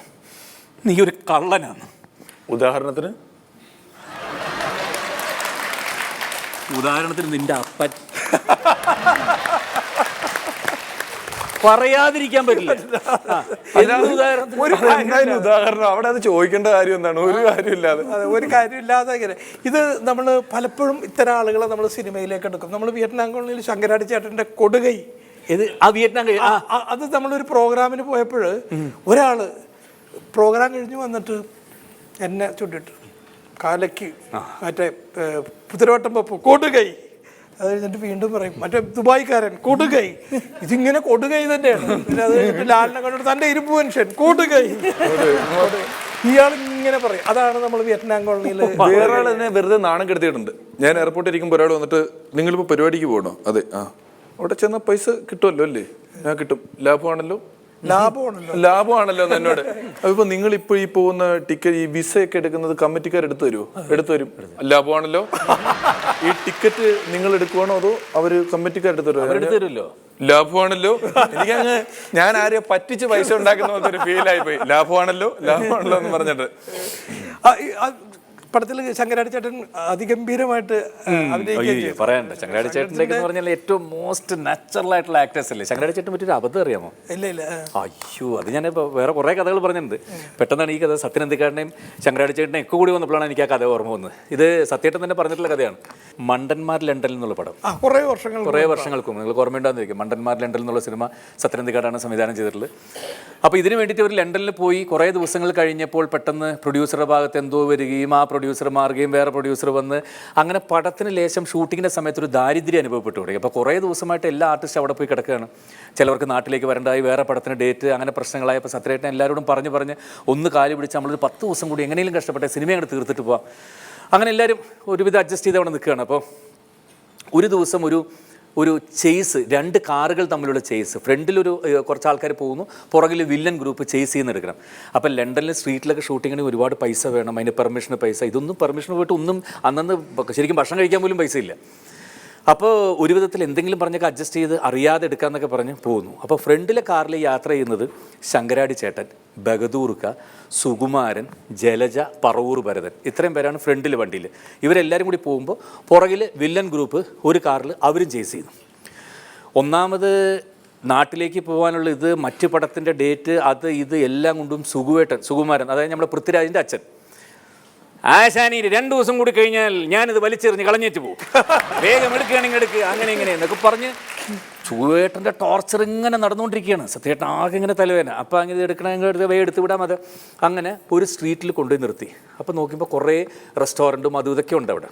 അപ്പോൾ സത്യനന്ദിക്കാരൻ്റെ അസോസിയേറ്റ് ഡയറക്ടർ രാജൻ ബാലകൃഷ്ണൻ ഒരു വിധത്തിൽ ഇംഗ്ലീഷൊക്കെ നന്നായി സംസാരിക്കാനറിയാം. അപ്പോൾ കുറച്ച് പാസിങ്ങിന് ആൾക്കാരൊക്കെ വേണമല്ലോ, ഷൂട്ടിങ്ങിന് തിരക്ക് കൂടാതെ ആൾക്കാരൊക്കെ മാറ്റി നിർത്തി. അപ്പോൾ പെട്ടെന്ന് അവിടെ റെസ്റ്റോറൻറ്റിലേക്ക് ചെന്ന് പറഞ്ഞു, ഒരു ചെറിയ ഷൂട്ടിംഗ് ഇതാണ്, നിങ്ങളൊക്കെ ഒന്ന് സഹകരിക്കണം, ഒന്ന് കൂടുതൽ ഫോറിനേഴ്സാണ് അവിടെ. അപ്പോൾ പെട്ടെന്ന് അവിടെ കുറച്ചൊരു അമേരിക്കൻസ് ഗ്രൂപ്പൊക്കെ അവിടെ നിൽക്കുന്നുണ്ട്, നല്ല ടോളായിട്ടുള്ള കുറച്ച് പേര് നിൽക്കുന്നുണ്ട്. അപ്പോൾ അവരിങ്ങനെ ചോദിച്ചു, what it's a shooting? Yes sir, shooting. Which language? അവർ ചോദിച്ചു. It's an Indian movie sir. Oh, Indian language, that's great, okay, welcome, okay, what you want to do? Okay, shooting കാണുന്ന പോലെ നിൽക്കണേ, ഓക്കെ നിൽക്കാം എന്നൊക്കെ പറഞ്ഞ് അവരിരുന്നു. ഞങ്ങളിവിടെ നിൽക്കാം. അവരെ കണ്ടാൽ തന്നെ ഒരു ഭയങ്കര കാണാൻ നല്ല ഭംഗിയുള്ള കുറച്ച് ആൾക്കാർ, 4-5 പേര്. അപ്പോൾ ഇതെന്താ എടുക്കാൻ വേണമെന്ന് ചോദിച്ചു. അവർ പറഞ്ഞു ഇങ്ങനെ ചേസാണ്, ഫ്രണ്ടിൽ ഇങ്ങനെ ഗ്രൂപ്പ് പോകുന്നു, കാറിൽ ബാക്കി വന്നു. ഓ ഓക്കെ ഓക്കെ, ഡു ഇറ്റ്, ഇവിടെ ഉണ്ടാവുമെന്ന് പറഞ്ഞു. ആനന്ദക്കുട്ടനാണ് ക്യാമറ, റോഡിൻ്റെ സൈഡിൽ കൊണ്ട് ക്യാമറ വെച്ചു. ഒരു സാധാരണ സ്പീഡിൽ ഈ ബഹദൂർക്കും ബാക്കി എല്ലാവരും ഓടിച്ച്, ശങ്കരാടി ചേട്ടനും സുഖുവേട്ടൻ വണ്ടി ഓടിച്ച് ഇതിൽ പോകുന്നു. തൊട്ടു പുറകെ കാറ് ചേസ് ചെയ്തങ്ങോട്ട് പോയി. അവർ ചോദിച്ചു, അയ്യേ ഇതാണോ ചേസ് നിങ്ങൾ എടുക്കുന്നത്? ഇന്ത്യൻ സിനിമയിൽ ചേസ് എന്ന് പറഞ്ഞാൽ ഈ കണ്ടാണ് ചേസ്. ഞാൻ ഓടിക്കട്ടെ വണ്ടി എന്ന് ചോദിച്ചു. അതിലൊരാൾ, ഞാൻ ഒന്ന് മറ്റേ വണ്ടി ഇയാളൊന്ന് ഓടിച്ചോട്ടെ എന്ന് ചോദിച്ചു. അല്ല, 2 ഫോറിനേഴ്സ് അവർ ചോദിച്ചു. ഷാലേട്ട് ഏത് വെഹിക്കിൾ പ്ലീസ്, ഒന്ന് ഇയാൾ ഓടിക്കും, ഒറ്റ പ്ലീസ്, ഞങ്ങൾക്ക് വേണ്ടി ഒരു പ്രാവശ്യം. അല്ല അത് സുഖമായിട്ടും വേണ്ടി അതൊക്കെ വിട്ടുകളെ ഇവിടെ വേഗം പോകണമെന്ന് പറഞ്ഞ് പുള്ളി വെച്ചിരുന്നു. സത്യേട്ടൻ പറഞ്ഞു, ഒരു പ്രാവശ്യം, അവർ ഇത്രയും പറയുന്നതല്ലേ, ഒരു പ്രാവശ്യം വേണേൽ ചെയ്തേക്കെന്ന് പറഞ്ഞു. ആനന്ദക്കുട്ടനടുത്ത് ക്യാമറ കൊണ്ടുവരാൻ പറഞ്ഞു. ആനന്ദക്കുട്ടനടുത്ത് പറഞ്ഞു, റോഡിൻ്റെ നടുക്ക് ഇവിടെ വെച്ചോളാൻ പറഞ്ഞു ക്യാമറ. റെഡി, മറ്റേ വണ്ടിയിൽ നീ കയറിക്കൊള്ളാൻ പറഞ്ഞു. അങ്ങനെ ഒരു സായിപ്പ് വന്നിട്ട് ഇവരുടെ കാറിലും കയറി, ഡ്രൈവ് ചെയ്യാൻ കയറി, വേറെ സായിപ്പും കയറി. സത്യം ഇവർക്ക് ആർക്കും അറിഞ്ഞുകൂടാ. ജെയിംസ് ബോണ്ടിൻ്റെ പടങ്ങളിൽ വണ്ടി തലകുത്തനെ ഓടിക്കാൻ മാത്രം അറിയാവുന്ന അവരാണ്. അവർ ഷൂട്ടിങ്ങിന്റെ കാര്യത്തിന് വേണ്ടി അവിടെ വന്നതാ. അപ്പൊ യാദൃശ്ചികമായിട്ട് ഇത് വണ്ടി അങ്ങനെയാണ് ഓടിക്കട്ടെ എന്ന് അവർ ചോദിച്ചത്. ഓ, ഇവര് ഈ സ്റ്റണ്ട് ഡ്രൈവേഴ്സാണ്. ഇതൊന്നും ഇവർക്ക് ആർക്കും അറിഞ്ഞൂടാ. കയറി അങ്ങോട്ട് ഇരുന്നു. ഈ പാവം ശങ്കരാടി ചേട്ടനും ബഹദൂർക്കയും ഇത് ഇങ്ങനെ നിന്നുണ്ടാവുന്ന അവർ വിചാരിക്കുന്നില്ലല്ലോ. റെഡി, ഓക്കെ, റെഡി, അവിടെയും പറഞ്ഞു. നീ കാർ ഒരൊറ്റ പൊങ്ങലങ്ങോട്ട് പൊങ്ങി, ഫ്രണ്ട് ഒന്നിങ്ങോട്ട് ബൗൺസ് ചെയ്തപ്പോൾ തന്നെ അതിനകത്തിരുന്ന് എല്ലാവരും തീർന്നു, ഏകദേശം ജീവൻ പകുതി തീർന്നു. ഒരൊറ്റ ടേക്ക് ഓഫ് കഴിഞ്ഞിട്ട് കാറൊന്ന് സ്പിൻ ചെയ്തു 2 വീലിൽ. അതിൽ ബാക്കി ജീവിതവും പോയി. ആനന്ദക്കുട്ടൻ ക്യാമറ അവിടെ വെച്ചിട്ട് ഓൺ ചെയ്തിട്ടില്ല, ഒരൊറ്റ ഓട്ടം ജീവനും കൊണ്ട് സൈഡിലേക്ക് ഓടി. ഇതെല്ലാം കഴിഞ്ഞ് ഇതിലെ കാറ് പോയി, എവിടെ പോയി, എങ്ങനെ ഇടിച്ച് തലകുത്തി മറിഞ്ഞു ഒന്നും ആർക്കും അറിഞ്ഞുകൂടാ. എല്ലാവരും ഇങ്ങനെ ഇരിക്കുക കണ്ണടച്ചിട്ട്. പോയി ഒരു സ്ഥലത്ത് അവർ ഫുൾ ടേൺ ചെയ്ത് 3 റൗണ്ട് അടിച്ച് വണ്ടി അങ്ങോട്ട് നിർത്തി, മറ്റേ വണ്ടി ഓഫ് ചെയ്തു. Okay, thank you, have A great day, it's good, fine. അവരവിടെ പോവുകയും ചെയ്തു. ഒരനക്കമില്ല. സുഖുവേട്ടനൊക്കെ അത്രയും ദിവസം കിടന്ന് ഒച്ചയെടുത്തുകൊണ്ടിരുന്ന ആശാനിന്നൊക്കെ കൂടി ഒരനക്കമില്ല കേട്ടോ. എല്ലാവരും ബഹദൂർക്ക് അനക്കമില്ല, ശങ്കരാടി സാർ അനക്കമില്ല. കുറച്ച് പുക മാത്രമുണ്ട്. അതിനകത്തുനിന്ന് പുറത്തു വന്നു. സത്യേട്ടൻ പതുക്കെ വന്നു. സത്യേട്ടൻ വിചാരിച്ചത് ഇവരെല്ലാവരും കൂടി ഇപ്പോൾ സത്യേട്ടനെ ചീത്ത വിളിക്കുന്ന. ശങ്കരാടി ചേട്ടൻ, ഞാൻ ലണ്ടനിലേക്ക് പോയോന്നൊരു സംശയം. ബഹദൂർക്ക, സംശയല്ലേ? ഞാൻ ലണ്ടനിൽ പോയി. 2 പേർക്കും ഇതാണ് കഥയുടെ ക്ലൈമാക്സ്. ഇത് ആ സിനിമയിൽ അങ്ങനെ തന്നെയുണ്ട്. സിനിമയിൽ അങ്ങനെയുണ്ട്. മണ്ടന്മാർ ലണ്ടനിൽ നിങ്ങൾ നോക്കിയാൽ കാണാം. ഈ കാറ് ചേസ് ഇപ്പോഴും ആ സിനിമയിലുണ്ട്. എപ്പോഴെങ്കിലും ടി വിയിൽ വരുമ്പോൾ കണ്ടറിയാം. ആ ഫോറിൻ സ്റ്റണ്ട് ഡ്രൈവേഴ്സാണ്. സ്റ്റണ്ട് ഡ്രൈവേഴ്സ് കാണാത്ത രീതിയിലാണ് അവർ ഹൈഡ് ചെയ്താണ് ഓടിച്ചിട്ടുള്ളത്. ടച്ച് ഫോണൊക്കെ മേടിച്ചാൽ വലിയ പാടാ. യോ, ആ കോള് പോയതാ. Hello hello. ആ ഹലോ, വാവച്ചനാന്നോ? ഓ, ഇപ്രാവശ്യം വാഴ വെച്ചില്ലെന്നേ, ഭയങ്കര ഉണക്കാ. വാഴ വെച്ച് കൊല വെട്ടിയതല്ല, ബ്രോക്കർ വാവച്ചനല്ലേ? ആ, അയ്യോ, വാവച്ച, ഞാൻ അവിടുത്തെ കൃഷി ഓഫീസറായിരിക്കുന്നു. ആരാണോ? ഞാൻ കൊട്ടാരം വീട്ടിൽ പ്രഭു. ആ, പ്രഭു ചേട്ടാ, എന്തൊക്കെയാണ് വിശേഷം? പറ. എടോ, എന്റെ മോൻ രൂപേഷിന് താനൊരു കല്യാണം കൊണ്ടുവന്നില്ലേ, രൂപശ്രീയുമായിട്ട്? അപ്പൊ ആ പെണ്ണ് വീട്ടുകാര് ഇന്ന് ഞങ്ങളുടെ വീട്ടിൽ അടുക്കള കാണാൻ വരുമെന്ന് പറഞ്ഞില്ലേ? അപ്പൊ അവരിറങ്ങിയോ? അവരവിടെ ഇറങ്ങിയിട്ടോ? അപ്പൊ അവരവിടെ വന്ന് കേറിയില്ലേ ഇതുവരെ? എടോ അവരവിടെ നിന്ന് ഇറങ്ങിയാലല്ലേ ഇവിടെ വന്ന് കയറുള്ളൂ. അയ്യോ ഒന്ന് അവിടുന്ന് ഇറങ്ങി കാണുകയല്ല എന്നാ അറിയോ രാവിലെ അവിടെ ഒരു ഫോൺ കോൾ വന്നായിരുന്നേ. ആ. അയാൾ പത്രം എടുക്കാനായിട്ട് പുറത്തോട്ടങ്ങാണ്ട് പോയപ്പോ പട്ടി ഇട്ട് ഓടിച്ചിട്ട് മരത്തെ കയറിയിരിക്കുക. പട്ടി മാറാതെ വരാൻ പറ്റിയെന്നാ പറഞ്ഞത്. ഞാൻ ഒന്ന് വിളിച്ചു നോക്കട്ടെ. അപ്പൊ അയാളോട് ആദ്യം മരത്തേന്ന് ഇറങ്ങാൻ പറ, ആയിക്കോട്ടെ. എന്നിട്ട് വീട്ടിൽ നിന്ന് ഇറങ്ങിയിട്ട് ഇവിടെ വന്ന് കയറാൻ പറ. എന്തായാലും ഇവര് കൃത്യസമയത്ത് ഇവിടെ വന്ന് കയറിയില്ലെങ്കിൽ അവസാനം തന്റെ നെഞ്ചത്ത് ഞാൻ കയറും. അല്ല ഞാൻ ഇവിടുത്തെ ഇറങ്ങി. ആ ഞാൻ ശരി, ഇവിടുന്ന് ഇറങ്ങി. ആ വാ, ശരി ശരി, ഓക്കെ. മോളെ ധനലക്ഷ്മി ഇവിടെ വാ. എന്ത് വഴി? ആ എടി അവരൊക്കെ ഇപ്പൊ എത്തും. സംഭവമൊക്കെ റെഡിയായോ? റെഡി ആയിക്കൊണ്ടിരിക്കുക. ചിക്കൻ റെഡിയായോ? അയ്യോ ചിക്കൻ റെഡി ആയില്ല. മാങ്ങാക്കറിയോ? മാങ്ങാക്കറി റെഡി ആയില്ല. പിന്നെ എന്ത് മാങ്ങാത്തൊലിയാ റെഡി ആയത്? അവരിങ്ങ് വരുമല്ലേ, ഞാൻ റെഡി ആയിക്കൊണ്ടിരിക്കുവാന്നാ പറഞ്ഞത്. ഓ എന്റെ പൊന്നെ, നീ റെഡി ആയിട്ട് ഇനി എവിടെ കെട്ടിച്ചു വിടാനാടി? കെട്ടിച്ചു വിട്ട ചരിത്രമൊന്നും പറയാതിരിക്കുന്ന നല്ലത്. നിന്റെ ഒരു കെട്ടിയോണ്ടല്ലോ പണിക്കും മേലക്കും പോകാത്തവൻ, നല്ല പേരാ സമ്പത്ത്. ഒരു പണിക്ക് പോകില്ല, 10 പൈസ കയ്യിലുമില്ല. അച്ഛൻ തന്നെ കണ്ടുപിടിച്ചോണ്ട് തന്ന ആളല്ലേ? അല്ല വലിയ കൊമ്പത്തെ ബന്ധമൊന്നും പറഞ്ഞ് കണ്ടുപിടിച്ചാണ്, പറ്റിപ്പോയി. എവിടെ പോയി? കറിവേപ്പില മേടിക്കാൻ കടയിൽ പോയിരിക്കുക. കറിവേപ്പില മേടിക്കാൻ കടയിൽ പോയിരുന്നോ? എടി നമ്മുടെ പറമ്പിലല്ലേ വേപ്പൂരം നിൽക്കുന്നത്, അവിടുന്ന് പറിച്ചാ പോരെ? വേപ്പുവരത്തെ കയറാൻ പുള്ളക്ക് മടിയാന്ന്, അതിന് കറിവേപ്പിലക്ക് കടയ്ക്ക് പോയിരിക്കുക. കൊള്ളാം, വേപ്പൂരത്തെ കയറാൻ അവന് മടിയാ. ആ മുള്ളുമുരിക്കൽ ഒരു കുരുമുളക് പടർന്ന് ഇപ്പുണ്ട്, അതിൽ കുരുമുളക് നോക്കുമ്പോൾ അവൻ വലിഞ്ഞ് കയറുകയും ചെയ്യും, ഊർന്നിറങ്ങുകയും ചെയ്യും. അവന് യാതൊരു മടിയില്ല. അതിപ്പോ കുരുമുളക് കൊടുത്താൽ കാശ് കിട്ടുമല്ലോ. കറിവേപ്പില കൊടുത്താൽ കാശ് കിട്ടൂലല്ലേ? ഇതാ പറഞ്ഞത്, സമ്പത്ത് കാലത്ത് ആപത്ത് വെച്ചാൽ ആപത്ത് കാലത്ത് സമ്പത്ത് തിന്നും. ഒരു പണിക്കും പോകില്ല. പഴഞ്ചൊല്ലി പറഞ്ഞ എന്താണ് അച്ഛനും മോളും കൂടി ഒരു മുറുമുറുപ്പ്? ഇല്ല, അരിയിൽ നിന്ന് ആശാരിച്ചയും കടിച്ചു, എന്നിട്ടും നായക്ക് മുറുമുറുപ്പ് അല്ലേ? അത് നായോട് പോയി പറയണം, എന്നോട് പറയാൻ നിൽക്കരുത് കേട്ടാ. കറിവേപ്പില ഇത് എത്ര രൂപയ്ക്കാ? 3 രൂപക്ക്. അയ്യോ മനുഷ്യ, നിങ്ങളോട് ഞാൻ 5 രൂപയുടെ കറിവേപ്പില മേടിക്കാനല്ലേ പറഞ്ഞത്? എടി കപ്പലണ്ടിക്ക് 2 രൂപ പണസ് വയ്ക്കണേ. എനിക്ക് വല്ല വേല കുലമണിയുണ്ടാ? എനിക്ക് വല്ല വരുമാനം ഉണ്ടാ? ഞാൻ നിങ്ങളെ നോക്കിക്കൊണ്ട് നിൽക്കല്ലേ? വെറുതെ കാരണന്മാർ വന്നിട്ട് അച്ഛൻ വീട്ടിൽ നാണം കെട്ടി കിടന്നു കഴിഞ്ഞാൽ ഇത്തരത്തിലുള്ള കുത്തുവാക്ക് കേൾക്കൊണ്ടുള്ളത്. നീ എന്തിനാണ് ഇങ്ങനെ നാണം കെട്ടി കിടക്കണത്? കൊതി പിടിക്കണ്ട, അവർക്കും കൊടുക്കാം. ഒട്ടക്കിന്നത് എന്റെ കൈ അടച്ചു, നീ കൂടെ. എനിക്കെന്തിനാ ഈ കാലിക്കൂടി? ഇവിടെ ഒരു പരിപാടി നടക്കാൻ പോണ വരുന്ന നിനക്കറിയാമോ? അറിയാം.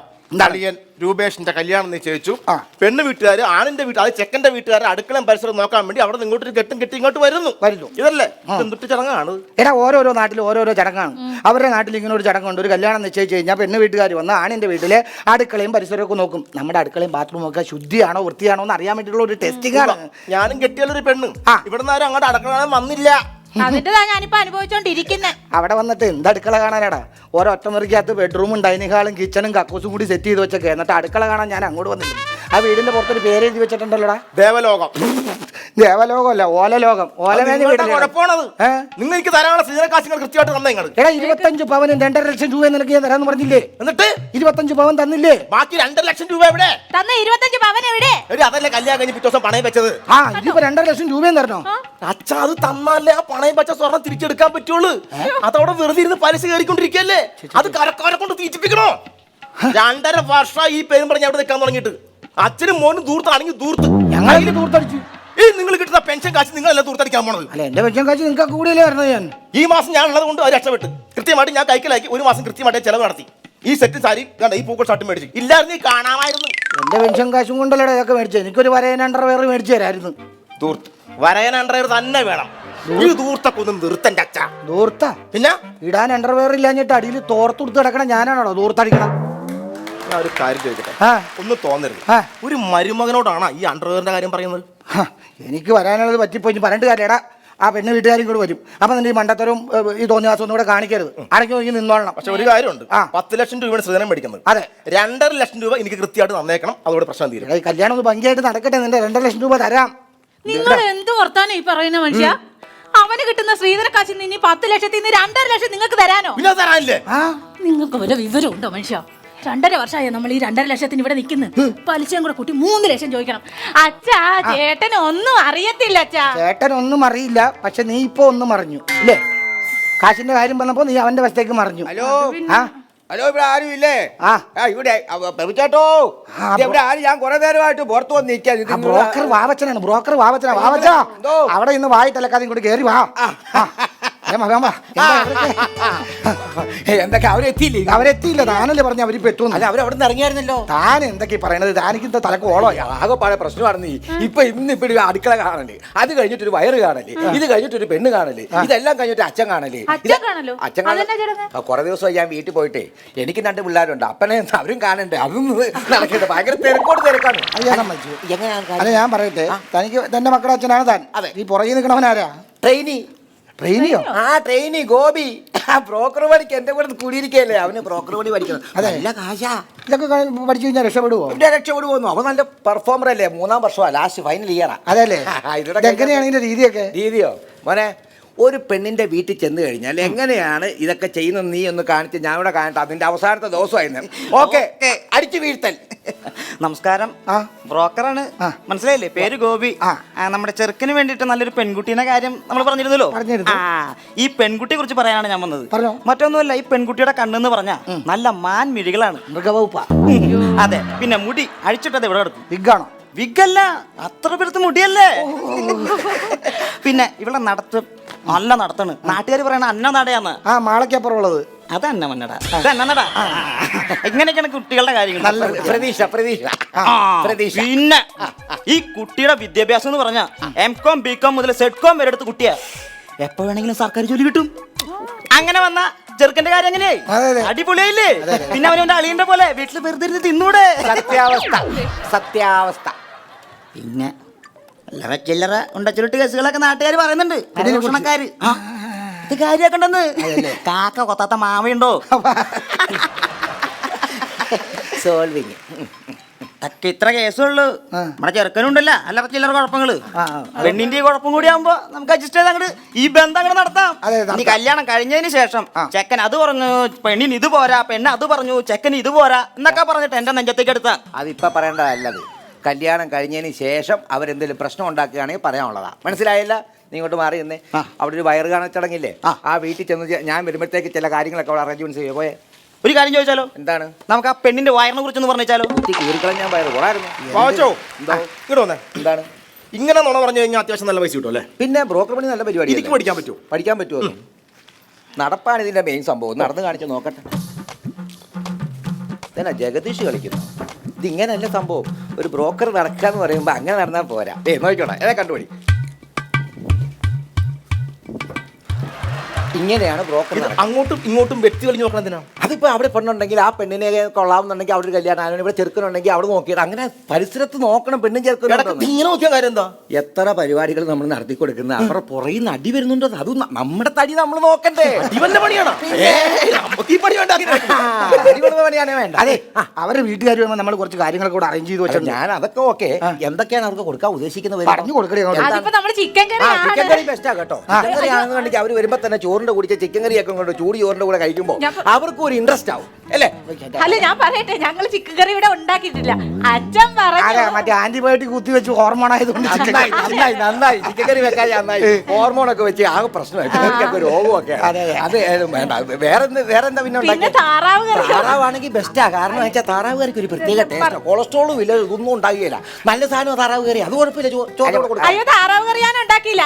അച്ഛൻ പറഞ്ഞു പപ്പും കൂടെ പറിച്ചു കഴിഞ്ഞാൽ താറാവ് വെച്ച ഒന്നും ഉണ്ടാവില്ല. ഒരു കറിക്ക് ഒരു 4 താറാവ് പിന്നെ ചമ്മന്തി. അയ്യേ, ചമ്മന്തി ഒരു വീട്ടുകാർ വരുമ്പോ ചമ്മന്തിയാണോ കൊടുക്കാൻ പറ്റിയിരിക്കുന്നത്? അതല്ല, ഞാൻ ചമ്മന്തിയെ ഉണ്ടാക്കിയിട്ടുള്ളൂ. മതി, ചമ്മന്തി ഉണ്ടാക്കിയിട്ടുള്ളത്. പിന്നെ അത് മതി. അത് ഏറ്റവും ബെസ്റ്റ് അല്ലേ ചമ്മന്തി? ചമ്മന്തിയുടെ കൂടെ വേറെ എന്തൊക്കെയാണോ കഴിക്കാൻ? അതിപ്പോ ചമ്മന്തിയുടെ കൂടെ ഫ്രൈഡ് റൈസ്, നൂഡിൽസ് ഇതൊന്നും ചേരാത്തോണ്ട് ഞാൻ ഇഡ്ഡലി ഉണ്ടാക്കി. ഇഡലി കൊള്ളാം.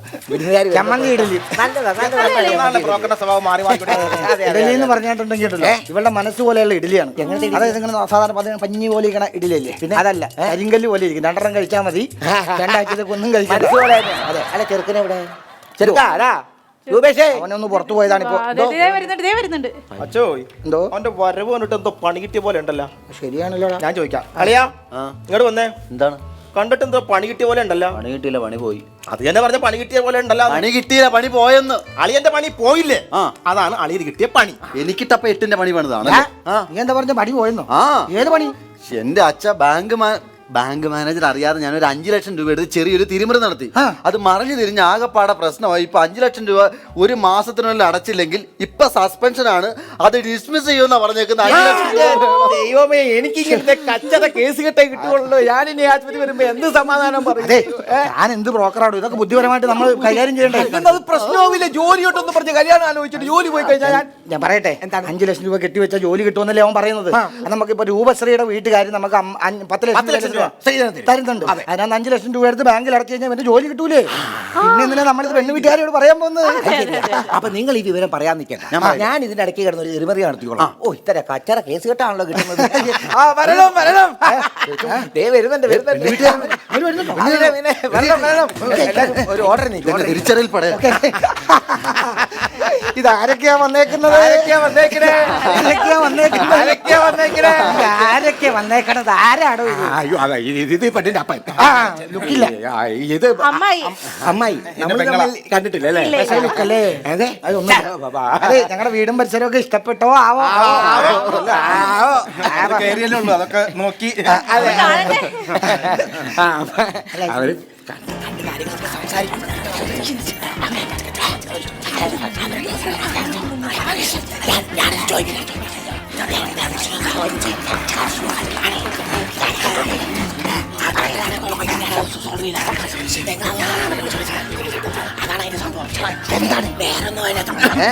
വേറൊന്നുമല്ല, അവര് വന്ന് കയറിയിട്ടേ ക്ഷീണം. അപ്പൊ എന്തെങ്കിലും കുടിക്കാനായിട്ട് നമ്മൾ എന്തൊക്കെയാ ഞങ്ങൾ റെഡിയാക്കി വെച്ചേക്കുന്നത്?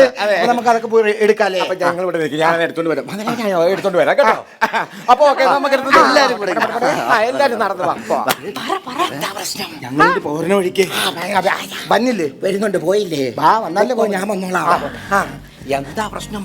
ഞങ്ങൾ ഇങ്ങോട്ട് പോരുന്ന വഴിക്ക് ഒരു ഫോൺ കോൾ വന്നു എന്റെ വീട്ടിൽ നിന്ന്. എന്താണ്? മോള് കാലത്തന്നെ ഒരു ബാഗുമായിട്ട് പുറപ്പെട്ടു. എവിടെ പോയതാ? എവിടെ പോയതാ? ആ ഓട്ടോക്കാരൻ സുരേഷായിട്ട് പ്രേമത്തിലല്ലേ? അതായിരുന്നു. അവളുടെ കൂടെ. അയ്യോ അവന്റെ കൂടെ പോയതാണോ? അറിയില്ല. നിങ്ങളൊരു കാര്യം ഇത് ആരോടും പറയണ്ട. ഞാൻ എങ്ങനെയെങ്കിലും ഇത് റെഡിയാക്കി കല്യാണം ഉറപ്പിക്കാം. അവൾ എവിടെ ഉണ്ടെങ്കിലും പൊക്കി അവളെ മണ്ഡപത്തിൽ കൊണ്ട് നമുക്ക് കെട്ടിച്ചിരിക്കാം. നിങ്ങൾ ധൈര്യമായിട്ടിരിക്കും. എനിക്ക് ഇങ്ങനത്തെ കച്ചറ കേസാണല്ലോ കിട്ടുന്നത്. ഇതിപ്പോ കുരിശായി മാറിയല്ലോ. എന്റെ പൊന്നോ. എന്താ കുരിശായത്? അല്ല ഇവിടെ കുരിശും തൊട്ടി അവിടെ വന്ന് വഴി ചോദിച്ചപ്പോഴേ വേറെ 2 വഴി വേറെ എങ്ങോട്ടോ പറഞ്ഞു വിട്ടു. ഇതിന് വഴി തെറ്റി വന്നോ? പിന്നെ കുരിശും തൊട്ടി അവിടെ നിന്ന് ലെഫ്റ്റിലേക്കുള്ള വഴിക്കാണ് പ്രഭുചേട്ടന്റെ വീട്ടിൽ വന്നത്. ഞങ്ങൾ അകത്ത് ചെന്ന് ചിക്കൻ കറിയൊക്കെ റെഡിയാക്കി വെച്ചിട്ടുണ്ടായിരുന്നല്ലോ. പക്ഷെ അവിടെ ചെന്ന് നോക്കിയപ്പോ അതാ അടുക്കി പിടിച്ച് അല്ല അത് ചമ്മന്തി അല്ലായിരുന്നു നമ്മള്. അല്ല അത് ചമ്മന്തി പരിവായതുകൊണ്ട് ഞാൻ പിന്നെ ചമ്മന്തി ഇഡ്ഡലി ഉണ്ടാക്കി.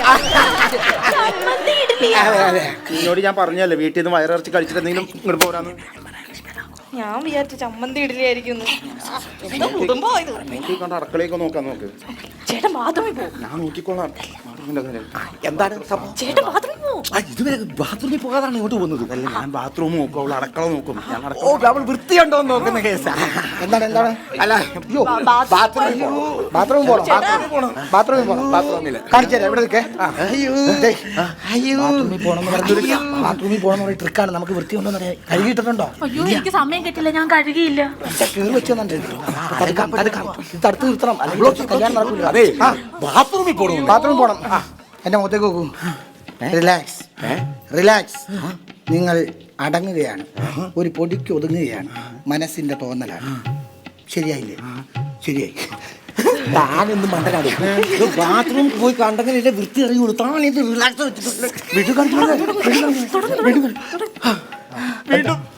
വീണ്ടും ബാത്റൂമിൽ പോകണം.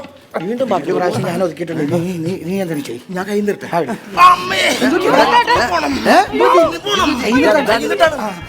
അയ്യോ അവൻ ആദ്യം ബാത്റൂമിൽ പോകണം. വയറിന്റെ കമ്പനിക്ക്. അതെ ഇതൊരു തോന്നലാണ്.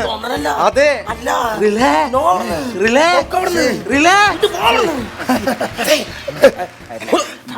അതെ ഞാനൊരു കാര്യം ചോദിച്ചോ. നമ്മളെ ഹിപ്നോട്ടിസം പഠിച്ച ഫാമിലി ആയതുകൊണ്ട് രണ്ടും.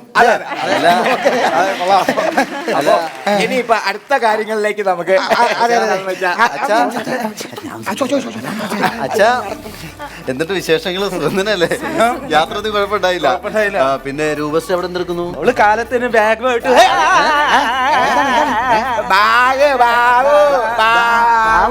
അടുത്ത വീട്ടിലെ കൊച്ചിനെ ഇങ്ങനെ വാവോ കളിപ്പിക്കാനേ. അതെല്ലേ? അവൾക്ക് ഈ കൊച്ചു കുട്ടികളെയൊക്കെ ഭയങ്കര ഇഷ്ടമാണ്. കൊച്ചുകുട്ടിയോട് ഭയങ്കര താല്പര്യമാണ്. കെട്ടൊന്ന് കഴിഞ്ഞിട്ട് ഞാൻ അല്ല മോനിന്ന് ബാങ്കിൽ പോയില്ലേ? ജോലി പോയല്ലോ. അവൻ ബാങ്കിൽ പോയിട്ട് വന്നതാണ്. ജോലിക്ക് പോയിട്ട് വന്നതാണ്. അടുക്കള ഏത് ഭാഗേട്ടാ? അടുക്കള പറയാം.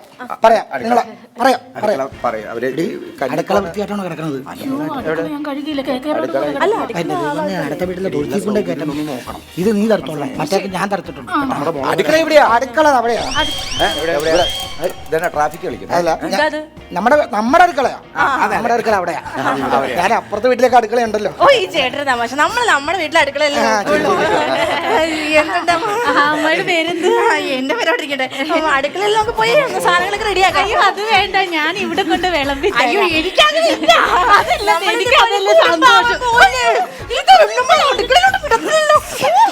മോളെ ധനശ്രീ,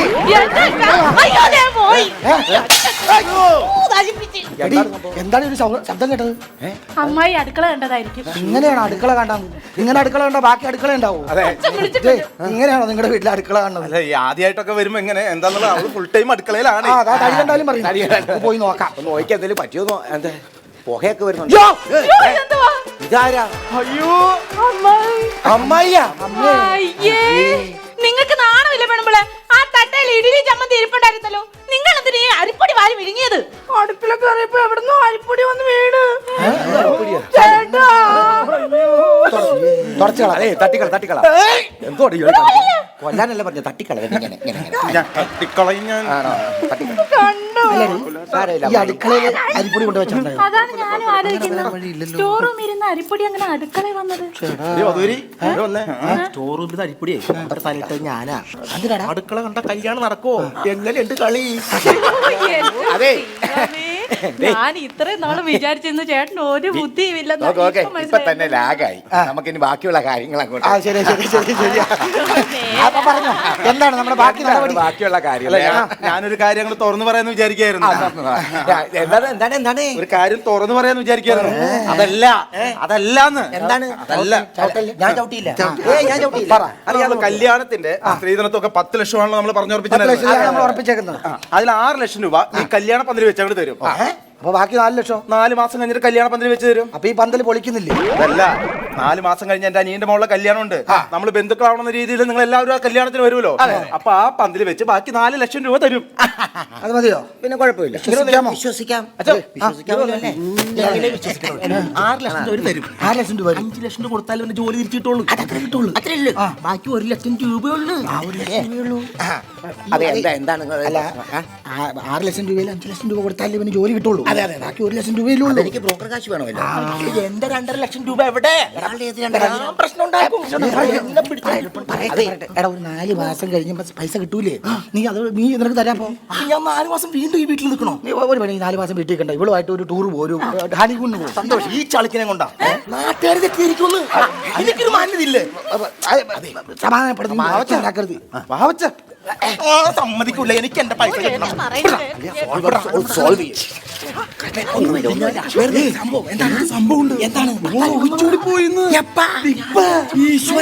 എനിക്ക് ഇങ്ങനത്തെ കച്ചറ കേസുകളാണ് കിട്ടുന്നത്. ഇത് പുറത്തു വേണ്ടാണ്, ഞാൻ അഡ്ജസ്റ്റ് ചെയ്യാം. അതെ, പിന്നെ ലാഗായി വന്ന കാര്യങ്ങൾ തീരുമാനിക്കാം. ലീവൊന്നും വേണ്ട. കാലി ചവിട്ടില്ലെന്ന് എന്റെ കാലി ചവിട്ടില്ല. ഞാൻ പറയും കാര്യം പറയും.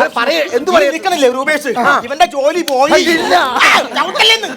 5 ലക്ഷം രൂപ തിരുവനന്തപുരം നടത്തി. അത് കൈയോടെ പിടിച്ച് 3 മാസം കഴിഞ്ഞാൽ തിരികെ കയറാൻ പറ്റുള്ളൂ.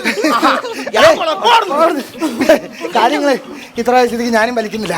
അതെ, ജോലിയുണ്ടെന്ന് പറഞ്ഞാണല്ലോ നമ്മൾ കല്യാണം ഇവിടെ വരെ എത്തിച്ചത്.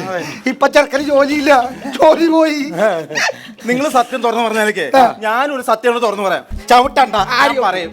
ഞങ്ങള് പെണ്ണുണ്ട് പറഞ്ഞാൽ കല്യാണം കഴിഞ്ഞിട്ട് വന്നത്. ഇപ്പൊ പെണ്ണില്ല, അവളൊരു ഓട്ടോറിക്ഷക്കാരനൂടെ ഒളിച്ചോടിപ്പോയി. ഒരു സത്യം ഞാനും പറയട്ടെ. ബ്രോക്കറാന്ന് പറഞ്ഞല്ല ഞാനും വന്നത്. ദൈവത്തിനാണ് ഞാൻ ബ്രോക്കറല്ല, പിന്നെ ഞാൻ വെറും ജോക്കറാ. ഇത് മറ്റവനെ പഠിപ്പിക്കാതിരുന്ന നിന്റെ അവസാന തടവല്ലേ? എന്താ ഈ അടവിന്റെ പേര്? അവസരോചിതം. അപ്പൊ അവസരം കളയണ്ട, ചവിട്ടി കൂട്ടിക്കോ. ചവിട്ടി കൂട്ടിക്കോ.